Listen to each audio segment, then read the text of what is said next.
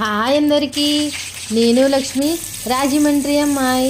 మన ఛానల్ని సబ్స్క్రైబ్ చేసుకోండి. అయితే ప్రతి ఇంట్లో ఎగ్ కర్రీ ఒకేలా కుక్ చేసి బోర్ కొడుతుందా? అయితే ఇలా ఒకసారి ట్రై చేయండి. రైస్ చపాతీలోకి ఎంతో టేస్టీగా ఉంటుంది. ఒకసారి తింటే మళ్ళీ మళ్ళీ తినాలనిపిస్తుంది.